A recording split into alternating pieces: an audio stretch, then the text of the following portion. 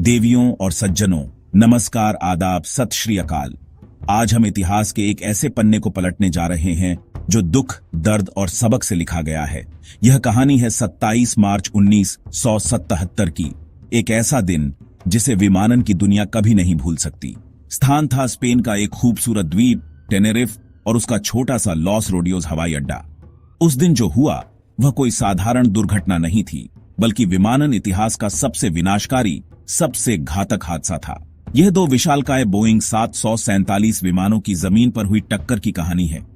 एक ऐसी त्रासदी जिसने हमेशा के लिए हवाई यात्रा के नियमों को बदल दिया। उस दुर्भाग्यपूर्ण रविवार को किसी ने कल्पना भी नहीं की थी कि एक छोटी सी घटना घटनाओं की एक ऐसी श्रृंखला शुरू कर देगी जो सैकड़ों जिंदगियों को लील जाएगी। असल में इन दोनों विमानों को टेनेरिफ आना ही नहीं था। उनका गंतव्य पास का ग्रैंड कैनरिया द्वीप था, लेकिन वहां एक आतंकवादी घटना के कारण हवाई अड्डे को बंद कर दिया गया और सभी उड़ानों को टेनेरिफ के इस छोटे क्षेत्रीय हवाई अड्डे पर भेज दिया गया। यह एक ऐसा हवाई अड्डा था जो इतने बड़े विमानों और इतनी भारी संख्या में यातायात को संभालने के लिए तैयार नहीं था, और यहीं से उस महाविनाश की नींव रखी गई थी। इस हादसे में दो विमान शामिल थे। पहला था नीदरलैंड की केलएम रॉयल डच एयरलाइंस की फ्लाइट 4805 और दूसरा था अमेरिका की पैन एम की फ्लाइट 1736। दोनों ही विमान जंबो जेट यानी बोइंग 747 थे, जो उस समय दुनिया के सबसे बड़े यात्री विमानों में से एक माने जाते थे। केलएम का विमान एम्स्टर्डम से आया था और पैन एम का विमान लॉस एंजल्स और न्यूयॉर्क से यात्रियों को लेकर आ रहा था। दोनों ही विमान अपने यात्रियों को छुट्टियों के लिए एक खूबसूरत जगह पर ले जा रहे थे, लेकिन किस्मत ने उनके लिए कुछ और ही लिख रखा था।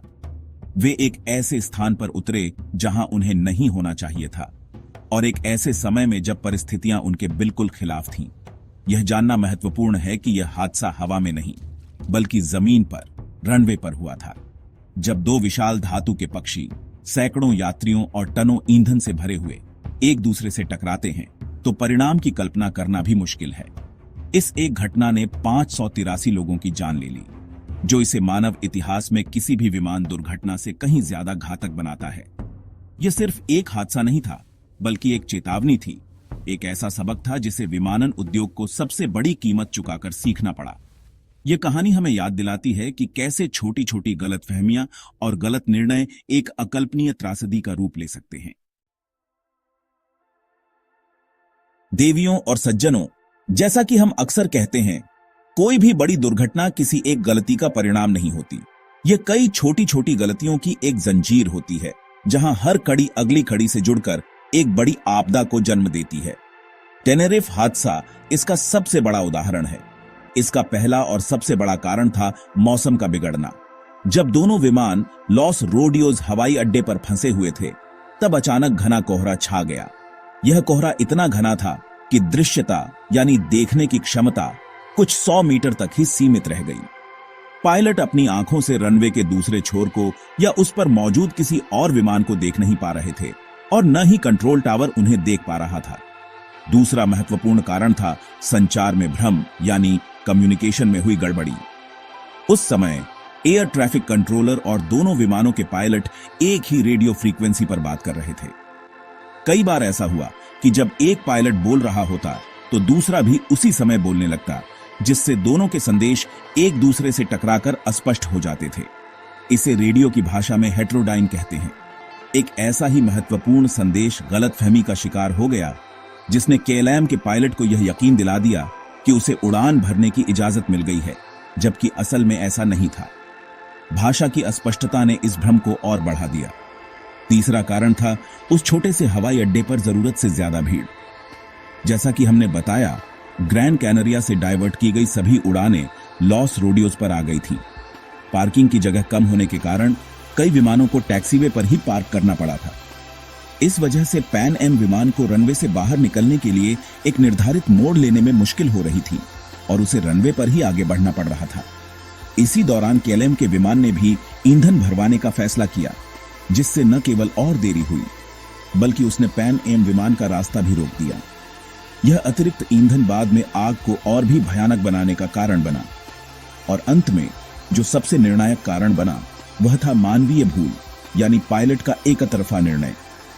केएलएम के कप्तान जैकब वैन जानटन उस समय एयरलाइन के सबसे अनुभवी और सम्मानित पायलटों में से एक थे। वह इतने वरिष्ठ थे कि केएलएम की प्रचार सामग्री में भी उनकी तस्वीर छपती थी। शायद इसी आत्मविश्वास और ड्यूटी के घंटे पूरे होने के दबाव के कारण उन्होंने एयर ट्रैफिक कंट्रोल से स्पष्ट मंजूरी मिले बिना ही टेक ऑफ करने का फैसला कर लिया। उनके सह पायलट ने इस पर संदेह भी जताया, लेकिन कप्तान ने उसकी चिंता को नजरअंदाज कर दिया और विमान को रनवे पर दौड़ा दिया। यह एक ऐसा फैसला था जिसने सैकड़ों लोगों के भाग्य पर मुहर लगा दी। तो देवियों और सज्जनों, अब हम उस क्षण की ओर बढ़ते हैं जब वे सारी गलतियां एक साथ मिलकर एक भयानक विस्फोट में बदल गईं। कल्पना कीजिए उस दृश्य की। घना कोहरा, रनवे पर 2 विशालकाय विमान और एक घातक गलतफहमी। एयर ट्रैफिक कंट्रोल ने केएलएम विमान को रनवे के अंत तक जाकर 180 डिग्री घूमकर टेक ऑफ के लिए तैयार रहने का निर्देश दिया था। उसी समय पैन एम विमान को उसी रनवे पर आगे बढ़कर एक निश्चित टैक्सीवे से बाहर निकलने के लिए कहा गया था। कोहरे के कारण न तो दोनों विमान एक दूसरे को देख पा रहे थे और न ही कंट्रोल टावर में बैठा व्यक्ति उन्हें देख सकता था। वे सिर्फ रेडियो पर एक दूसरे की अदृश्य परछाई थे। केएलएम के कप्तान ने यह मानते हुए कि उसे उड़ान भरने की अनुमति मिल गई है, अपने विमान के इंजन को पूरी शक्ति दे दी। विमान ने उस घने कोहरे में रनवे पर दौड़ना शुरू कर दिया।